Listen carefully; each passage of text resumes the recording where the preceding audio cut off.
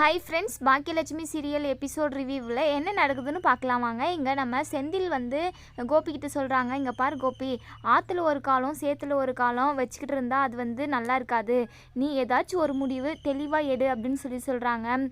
இல்லை செந்தில், அது இன்னும் கொஞ்ச நாளைக்கு நான் இந்த வீட்லேயே இருக்கேன், அதுக்கப்புறம் எந்த ஒரு முடிவும் எடுத்துக்கலாம் அப்படின்னு சொல்கிறாங்க. என்னப்பா இப்படி குழப்பி பேசுகிறியே, என்னதான் உன்னுடைய முடிவு அப்படின்ற மாதிரி கேட்குறாங்க.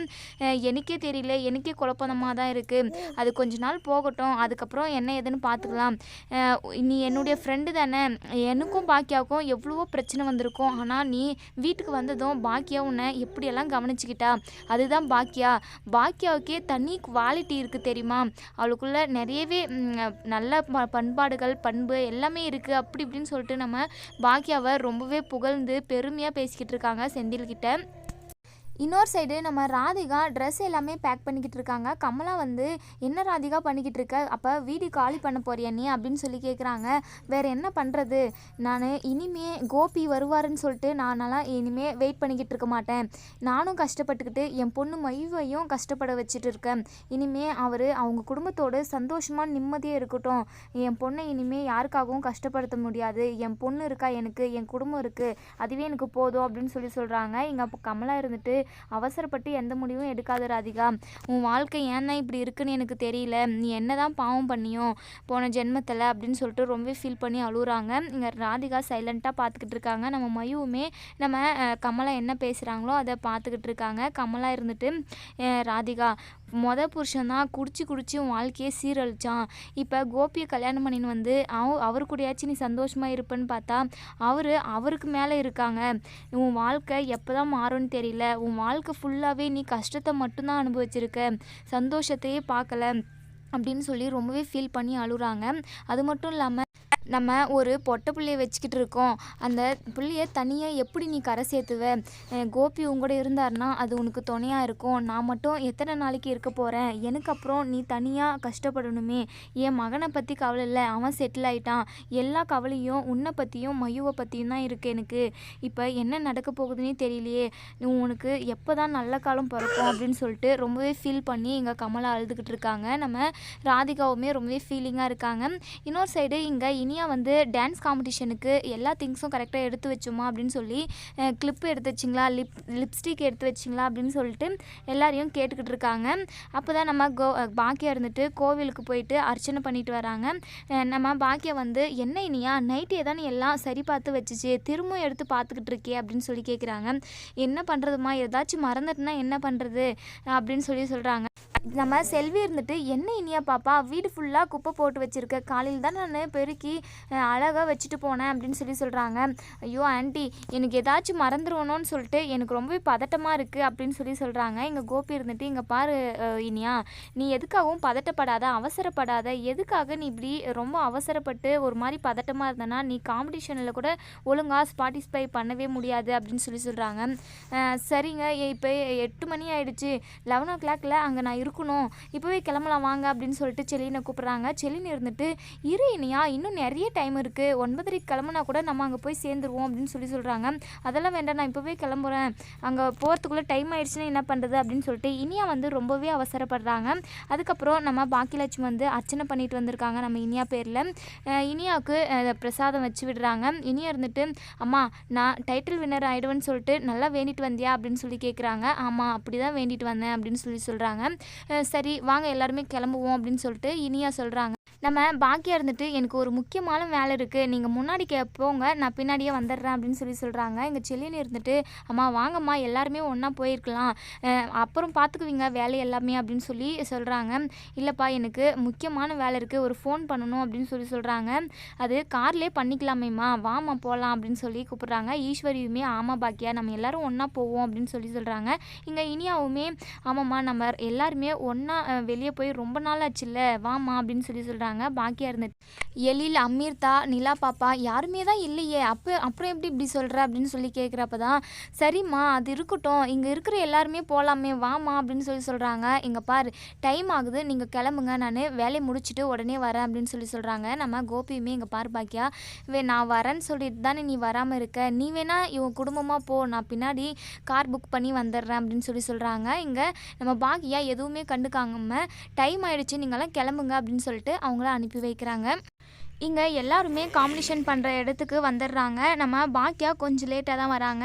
அதுக்கப்புறம் நம்ம இனியா அடிக்கடிக்கு வந்து நம்ம கோபியை பார்த்துக்கிட்டே இருக்காங்க. நான் ஃபைனலுக்கு கண்டிப்பாக போயிடுவேன் டேடி அப்படின்னு சொல்லி கேட்குறாங்க. கண்டிப்பாக போயிடுவடா, நீ கவலையப்படாத, நீ கஷ்டப்பட்டு ஹார்ட் ஒர்க் பண்ணியிருக்கல, கண்டிப்பாக நீ ஃபைனல்ஸ்க்கு ஆளாக போவ அப்படின்னு சொல்லி சொல்கிறாங்க. நம்ம இனியாவுமே பயங்கர சந்தோஷப்படுறாங்க. அப்போ தான் நம்ம பாக்கியா வராங்க. போம்மா, நீ என் கூட பேசாத, நீ எங்கள் கூட வரல இல்லை அப்படின்னு சொல்லி சொல்கிறாங்க. அதுக்கப்புறம் எனக்கு வேலை இருந்துச்சுடி அப்படின்னு சொல்லி நம்ம பாக்கியா சொல்கிறாங்க. அதுக்கப்புறமே நம்ம இனியா வந்து காம்படிஷன் பண்ணுறதுக்காக ஸ்டேஜுக்கு போகிறாங்க. அப்போ நம்ம இனியா வந்து ரொம்பவே டென்ஷனாக இருக்காங்க, பதட்டமாக இருக்காங்க. அதை வந்து நம்ம கோபி கவனிக்கிறாங்க. உடனே வாட்டரை எடுத்துகிட்டு போயிட்டு நம்ம இனியாவுக்கு கொடுக்குறாங்க. இங்கே பாருடா இனியா, நீ டென்ஷன் ஆகாமல் இருக்கணும், பதட்டப்படாத ஃபஸ்ட்டு, சரியா, ரிலாக்ஸாக இரு, அப்போ தான் உன்னால் ஒழுங்காக பார்ட்டிசிபேட் பண்ண முடியும், தைரியமாக இரு, அப்போ தான் நல்லா பர்ஃபார்மன்ஸ் பண்ணுவேன், சரியா அப்படின்னு சொல்லி பேசிக்கிட்டு இருக்காங்க.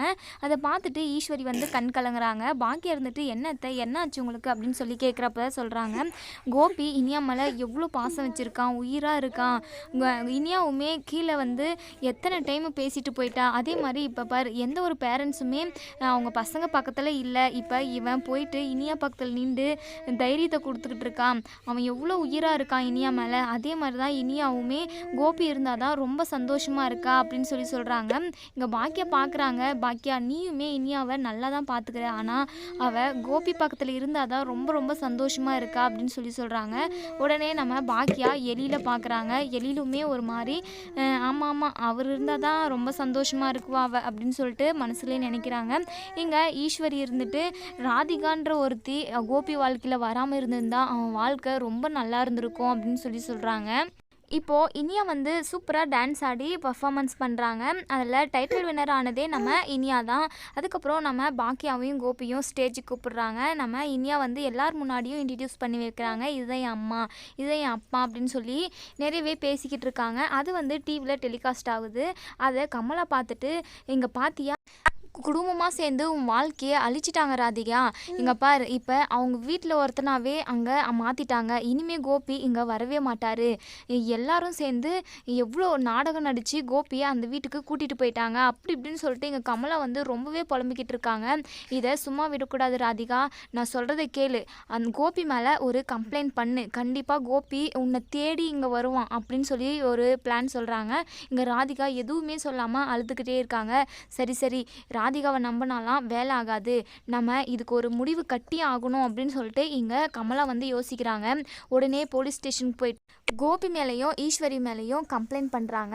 இவங்க என் பொண்ணு வாழ்க்கையவே கெடுத்துட்டாங்க, இப்போது மாப்பிள்ளை வந்து எங்கள் வீட்டுக்கு வரவே வரதில்லை, என் பொண்ணு கூட பேசவும் செய்கிறதில்ல, யாரோ வீட்டுக்கு போயிட்டு அங்கே ஒரு குடும்பமாக வாழ்ந்துக்கிட்டு இருக்காரு, தயவு செஞ்சு அவரை அரெஸ்ட் பண்ணி போலீஸ் ஸ்டேஷனில் போடுங்க, அப்படி இல்லைனா என் பொண்ணு கூட சேர்த்தி வைங்க, தயவு செஞ்சு இதை செய்யுங்க அப்படின்னு சொல்லி இங்கே கம்ப்ளைண்ட் மனு எழுதி கொடுக்குறாங்க.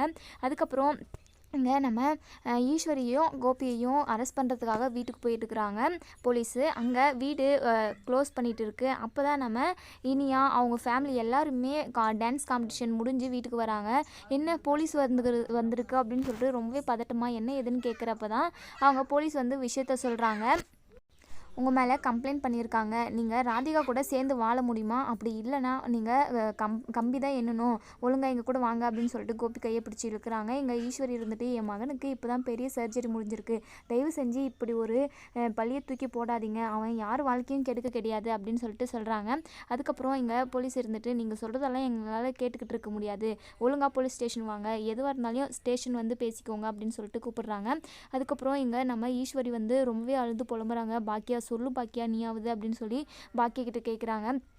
பாக்கியா எதுவுமே பேசாமல் நின்றுக்கிட்டு இருக்காங்க. அதுக்கப்புறம் நம்ம ஈஸ்வரி இருந்துட்டு போலீஸ் கால்லெல்லாம் விழுந்து கெஞ்சுறாங்க, தயவு செஞ்சு என் மகனை அரெஸ்ட் பண்ணாதீங்க அப்படின்னு சொல்லிட்டு. இங்கே கோபி இருந்துட்டு நான் ராதிகா கூட சேர்ந்து வாழ தான் போகிறேன், ஆனால் இப்போ கொஞ்ச நாளைக்கு என் அம்மா வீட்டில் இருந்துட்டு வரேன் அப்படின்ற மாதிரி சொல்கிறாங்க.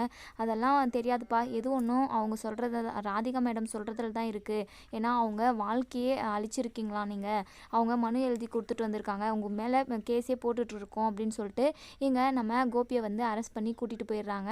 இந்த விஷயம் ராதிகாவுக்கு தெரிய வருது. ராதிகா வந்து கமலாவை பயங்கரமாக திட்டுறாங்க. எதுக்காகமா இந்த மாதிரி வேலை செஞ்ச, நானே இந்த ஊரை விட்டே போகலான்னு இருக்கேன், எதுக்காக அவங்க மேலே கம்ப்ளைண்ட் பண்ண, போயிட்டு கம்ப்ளைண்ட்டை வாபஸ் வாங்க அப்படின்னு சொல்கிறாங்க. இங்கே கமலா இருந்துட்டு அதெல்லாம் முடியாது, உன் வாழ்க்கைக்கு எடுத்தாங்களா, அதுக்கு அவங்க பதில் சொல்லி தான் ஆகணும் அப்படின்னு சொல்கிறாங்க. கமலா பண்ணது கரெக்டுன்னு நினைக்கிறவங்க இந்த வீடியோக்கு லைக் பண்ணி தெரியுங்க.